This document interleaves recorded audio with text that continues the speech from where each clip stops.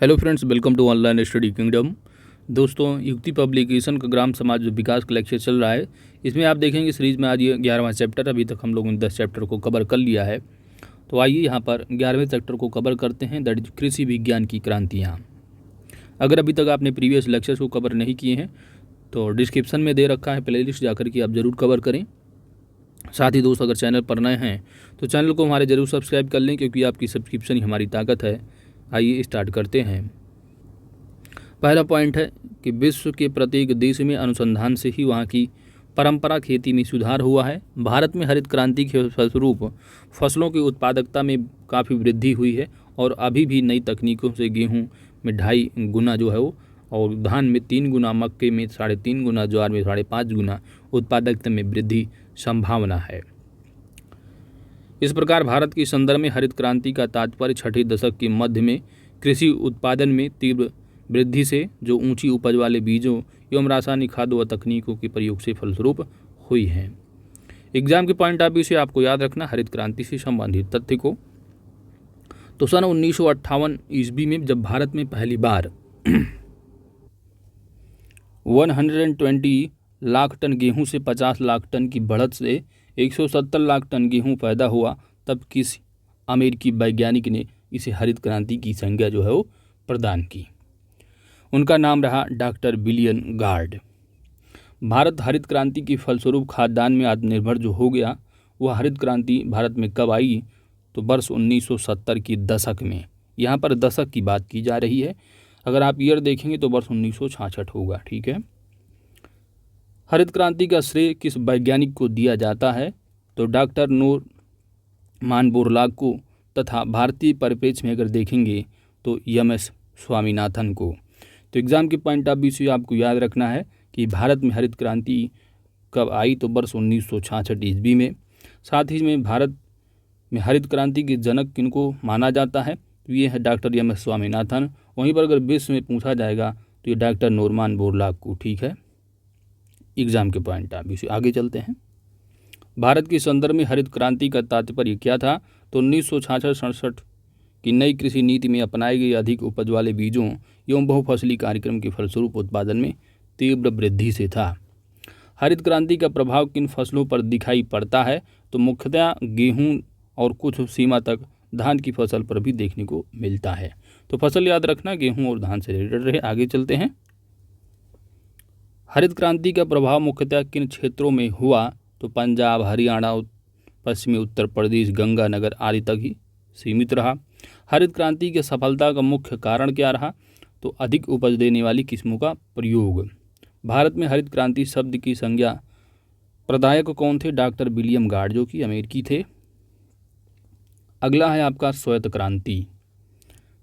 श्वेत क्रांति सघन पशु विकास कार्यक्रम के अंतर्गत दूध के क्षेत्र में क्रांति उत्पन्न करके उपलब्ध उत्पादकता क्या है? बढ़ाता है। ठीक है। तो श्वेत क्रांति की शुरुआत कब हुई है? तो 1964-65 में। श्वेत क्रांति की गति को और अधिक तेज करने के उद्देश्य से 1970 ईस्वी में ऑपरेशन फ्लड चलाया गया। ऑपरेशन फ्लड की सूत्रधार कौन थे? तो doctor Varghese Kurien. Operation flood 3 चरणों में चलाया गया था, और इसका जो पहला चरण रहा वह 1970 से 78 तक, और दूसरा जो चरण रहा 78 से 85 ईस्वी तक, और तीसरा चरण 85 से 95 ईस्वी तक चलाया गया था। ठीक है। और दोस्तों, यहाँ पर क्या है कि आपको थोड़ा अगर एग्जैक्ट डेट वगैरह पूछी जाती है श्वेत क्रांति, तो याद रखना है कि भारत में अगर भारत यहाँ वैसे 70 ये दशक दे रखे हैं एग्जैक्टली। ठीक है। श्वेत क्रांति, तो भारत में श्वेत क्रांति के जनक जो है डॉक्टर वर्गीज कुरियन है। शुरुआत कब हुई है श्वेत क्रांति, या इसी को ऑपरेशन फ्लड के नाम से भी जाना जाता है? तो श्वेत क्रांति ऑपरेशन अगर फ्लड पूछा जाता है शुरुआत कब हुई है, तो एग्जैक्ट डेट याद रखना है 13 जनवरी 1970 ईस्वी। ठीक है। 13 जनवरी 1970। ठीक है। ये तथ्य याद रखने। आगे चलते हैं। बाकी आप देख सकते हैं, ये है डॉक्टर वर्गीज कुरियन है, जो कि अमूल के फाउंडर भी है।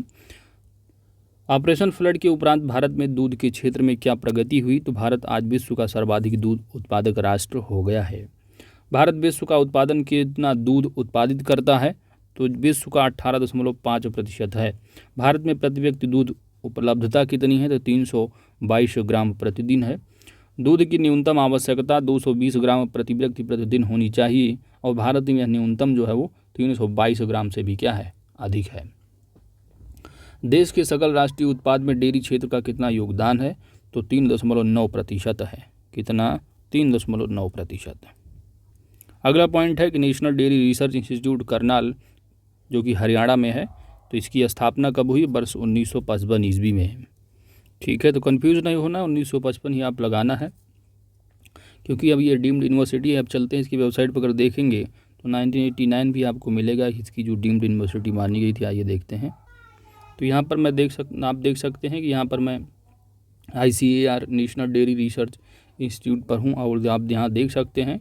ठीक है, तो राष्ट्रीय डेयरी अनुसंधान संस्थान जो करनाल है, अगर इसके अबाउट में जाएंगे तो आप यहाँ पर देखेंगे कि इसकी जो स्थापना हुई है वह जो है प्रेजेंट साइड जो करनाल गिरे 1955 में, और इसको जो डीम्ड यूनिवर्सिटी माना गया है वो 1989 में। ठीक है, तो यहाँ बहुत सारे आपको डेट मिलेंगे, तो वर्ष 1955 ही आपको क्लिक करना होगा। आगे चलते हैं।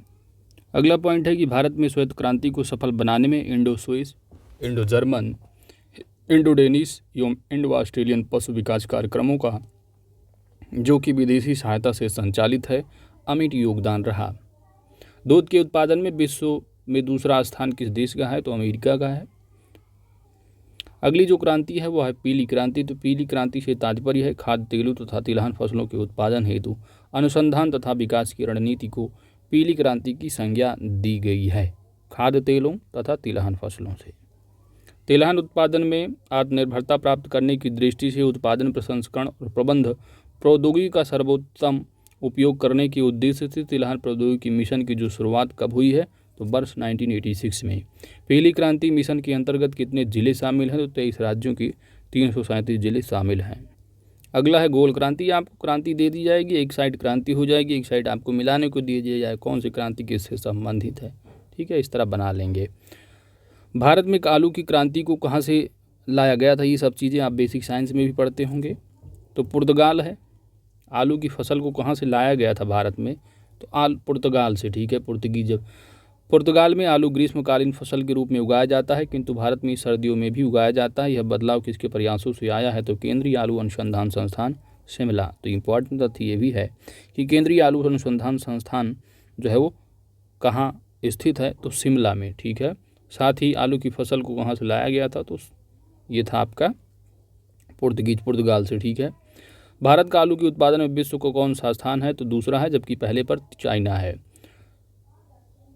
उत्तर प्रदेश का आलू उत्पादन में देश में कौन सा स्थान है, तो प्रथम स्थान है आलू उत्पादन में। केंद्रीय आलू अनुसंधान संस्थान शिमला द्वारा विकसित आलू की किस्में कौन सी हैं, तो कुफरी बादशाह, कुफरी चिपकोना, कुफरी लवकार, कुफरी चंद्रमुखी, कुफरी ज्योति, कुफरी स्वर्ण, कुफरी लालिमा। अगली जो क्रांति है वह है सुनहरी क्रांति। तो सुनहरी क्रांति का संबंध किससे है, बागवानी से। भारत का सब्जी तथा फल के उत्पादन में विश्व में कौन सा स्थान है, दूसरा है। अगला पॉइंट है इंद्रधनुषी क्रांति। इंद्रधनुष क्रांति जुलाई 2000 में नई राष्ट्रीय कृषि नीति की घोषणा की गई। नई कृषि नीति का वर्णन इंद्रधनुषी क्रांति के रूप में किया जाता है। ये इंपॉर्टेंट तथा आपको इतना ही याद रखना है कि इंद्रधनुष क्रांति किससे रिलेटेड है, तो वो है नई राष्ट्रीय कृषि नीति से। ठीक है, हरित क्रांति, पीली क्रांति, श्वेत क्रांति, नीली क्रांति, रजत क्रांति, गुलाबी क्रांति, भूरी क्रांति, धूसर क्रांति, लाल क्रांति आदि को एक साथ लेकर चलने को ही इंद्रधनुषी क्रांति कहा जाता है। दैट इज राष्ट्रीय कृषि नीति की जो नई घोषणा की गई इससे रिलेटेड है। तो सभी का मिक्स जो है वो इंद्रधनुषी क्रांति है। ठीक है, तो दोस्तों इसी के साथ पूरा जो आपका 11वां चैप्टर रहा वो कंप्लीट हो जाता है। ठीक है, बिल्कुल छोटे छोटे चैप्टर हैं, तो इसको जल्दी से जल्दी जो है वो कंप्लीट किया जाएगा। तो वीडियो अगर अच्छी लगी है तो वीडियो को लाइक ज़रूर कीजिएगा। चैनल पर नए हैं तो सब्सक्राइब कर लीजिएगा। इसकी पीडीएफ वीडियो के डिस्क्रिप्शन में मिल जाएगी, आप यहाँ से डाउनलोड करके रिवाइज भी कर सकेंगे। Thanks for watching.